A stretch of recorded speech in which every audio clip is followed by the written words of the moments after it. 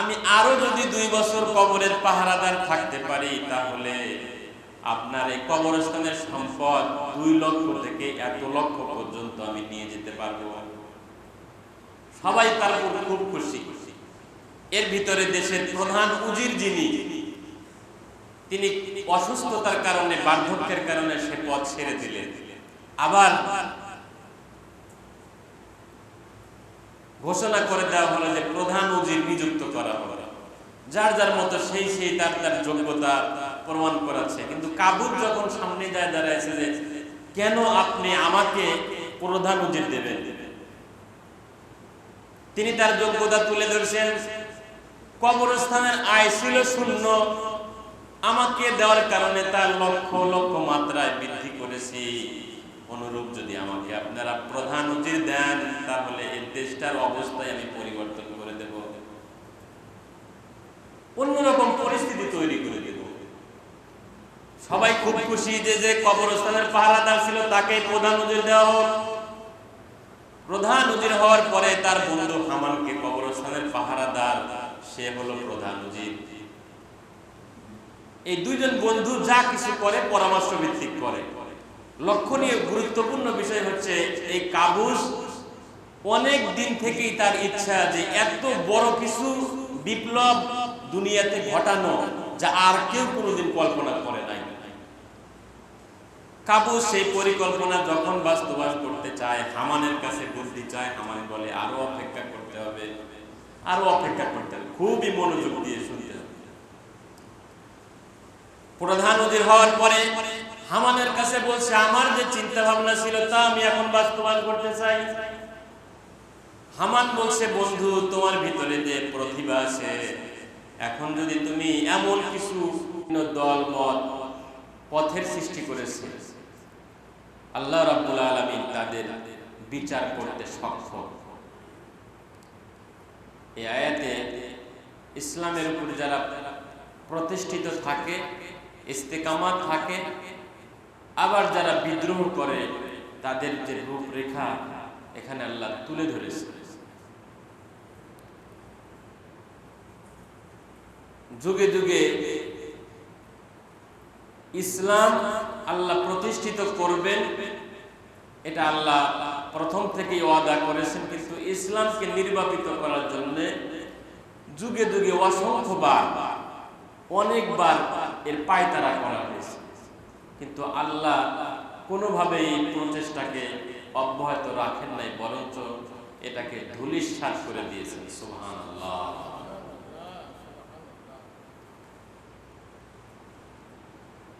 আল্লাহ রাব্বুল আলামিন মানুষকে বিবেক দিয়েছেন, বুদ্ধি দিয়েছেন, বিবেচনা ক্ষমতা দিয়েছেন। এরপরেও যখন মানুষ দেউলিয়া হয়ে যায়, বেপরোয়া হয়ে যায়, আল্লাহ রাব্বুল আলামিন হক করে তারে ধরেন না, বরঞ্চ আরো ছেড়ে দেন, আরো ছেড়ে দেন, যে যা, ছেড়ে দিয়ে আবার বারবার সুযোগ দেন, ফিরে আসার জন্য সুযোগ দেন। এতটা সত্ত্বেও যখন মানুষ ফিরে না আসে, বেপরোয়া হয়ে যায়, বেমালুম আল্লাহকে ভুলে যায়, আল্লাহ তখন খুব বড় সড়ভাবে পাকড়াও করে, বেইজ্জত করে।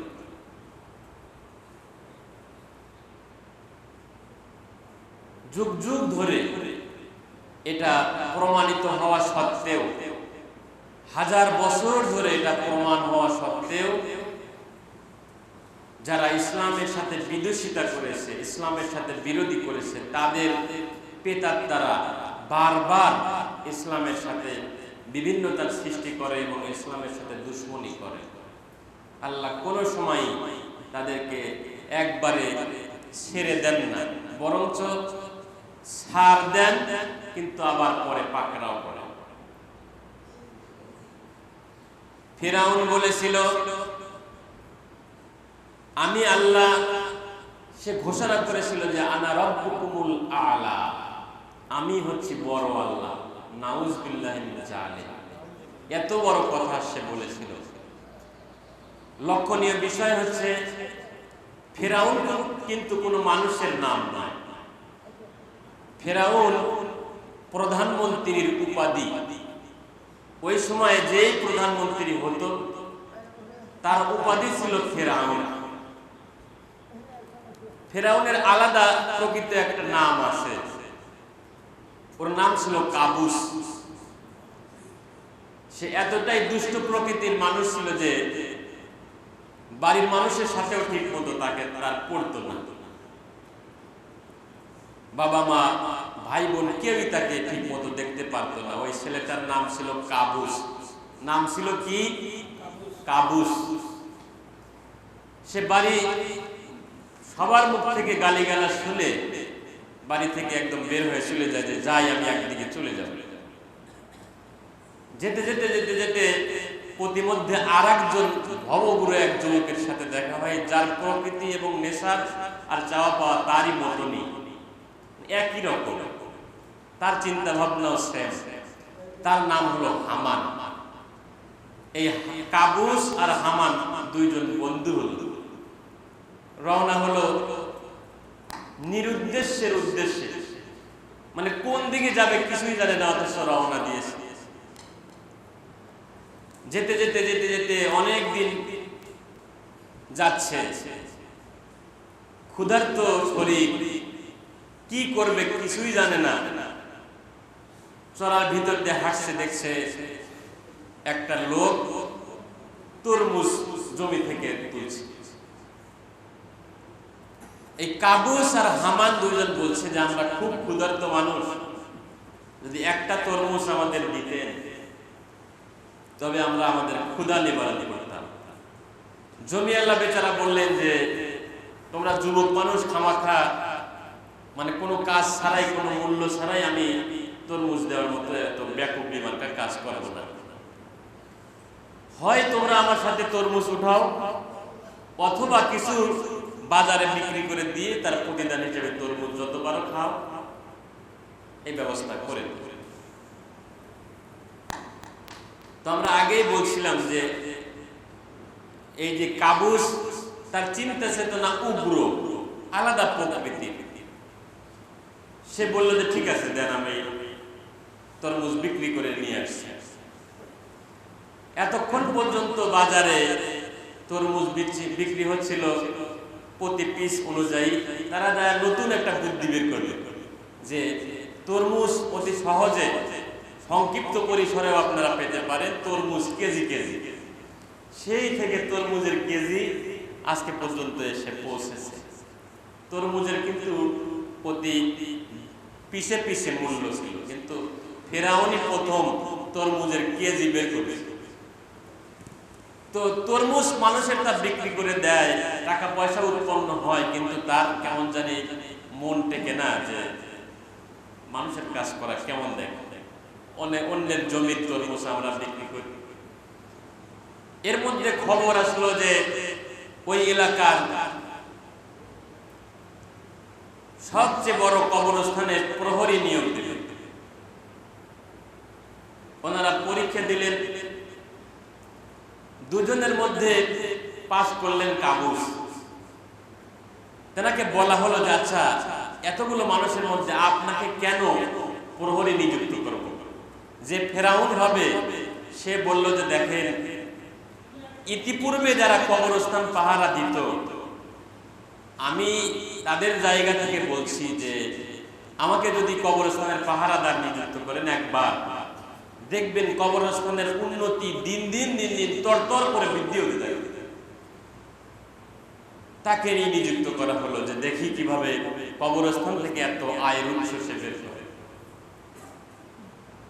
আমাদের যেমন করোনা হয়েছিল, কাবুসকে যখন পাহারাদার দেওয়া হলো ওই বছর কলেরা, আগে কিন্তু কলেরা বসন্ত এরকম রোগ আসছিল। তো লাশ যখন বেশি হয়ে যাচ্ছে কবরস্থানে আসার, তখন সে আলাদা নিয়ম করলো যে যত লাশ আনবেন প্রত্যেক দাফনের বিনিময়ে এতগুলো টাকা দিতে হবে। কবরস্থানে আয়ের উৎস শুরু হয়ে গেল। এতদিন কবরস্থান থেকে যতটুকু সামান্য পরিমাণ ইনকাম আসতো তার থেকে অনেক গুণ বেশি কবরস্থান থেকে ইনকামের রাস্তা বের হয়ে গেল। এলাকার মানুষজন এবং প্রধান সবাই খুশি যে কাবুসি তো ভালো, সে যখন কবরস্থানের পাহারাদার লক্ষ লক্ষ টাকা কবরস্থান থেকে উৎপন্ন হচ্ছে, প্রধানের কাছে গিয়ে বলেন, দেখেন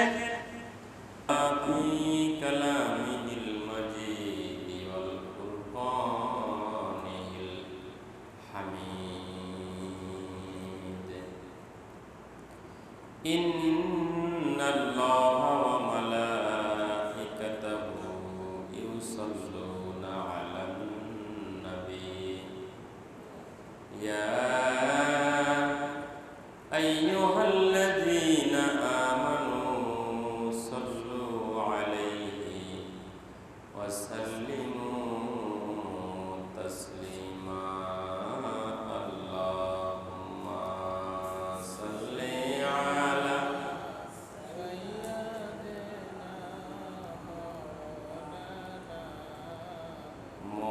মুহাম্মাদ ওয়া আলা আলি সাইয়্যিদিনা।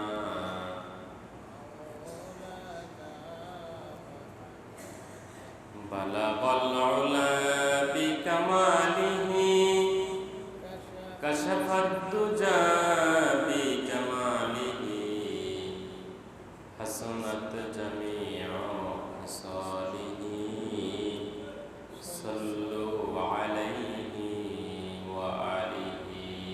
বালাগাল উলা বিকামালিহি কাশাফাদ দুজা বিজামালিহি হাসানাত জামিউ খাসালিহি সাল্লু আলাইহি ওয়া আলিহি। আরবের বুকে মক্কার পরে মা আমিনার যেথায় ঘর, খোদার করুণা কাউসার হয়ে সরসে বারংবার। বালাগাল উলা বিকামালিহি কাশাফাদ দুজা বিজামালিহি হাসানাত জামিউ খাসালিহি সাল্লু আলাইহি ওয়া আলিহি। আলহামদুলিল্লাহ, সমস্ত প্রশংসা ও তারিফ সেই মহান আল্লাহ সুবহানাহু ওয়া তাআলার দরবারে, যিনি আমাদেরকে মহান আল্লাহ রাব্বুল আলামিনের আদেশ পালন করার জন্য মসজিদে আসার, বসার, কিছু কথা বলার এবং শোনার তৌফিক দান করলেন। আমরা সেই মনিবের দরবারে লাখো কোটি শুকর আদায় করি। সবাই বলি আলহামদুলিল্লাহ। ইয়া রব্বি লাকাল হামদু কামা ইয়ানবাগি লিজালালি ওয়াজহিকা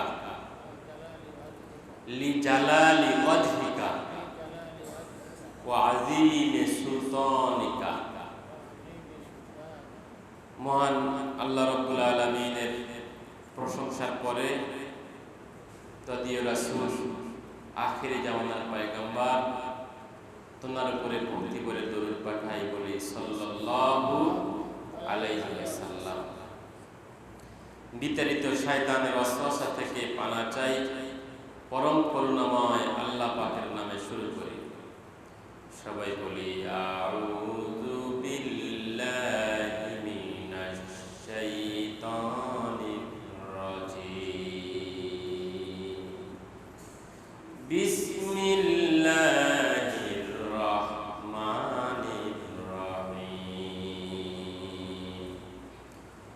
ইন্নাদ-দীনা ইনদাল্লাহিল ইসলাম ওয়া মাখতালাফাল্লাযীনা উতুল কিতাবা ইল্লা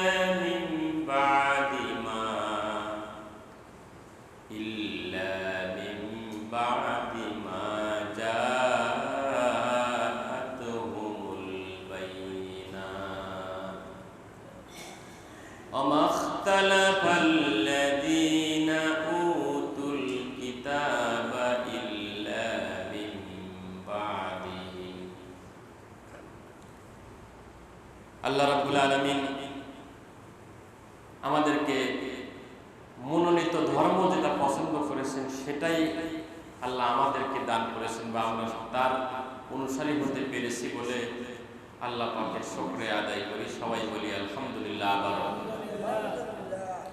ধর্ম হিসাবে আল্লাহ ইসলামকে মনোনীত করেছেন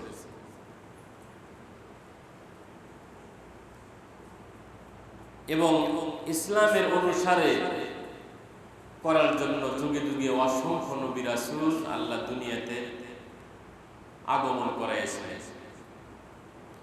অমাখতালাফাল্লাযীনা উতুল কিতাবা ইল্লা মিন বাদি মা জাআতুহুল ইলমু বাগিয়াম বাইনাহুম ওয়া ইয়াকফুর বিআয়াতিল্লাহি ফাইন্নাল্লাহা সারিউল হিসাব।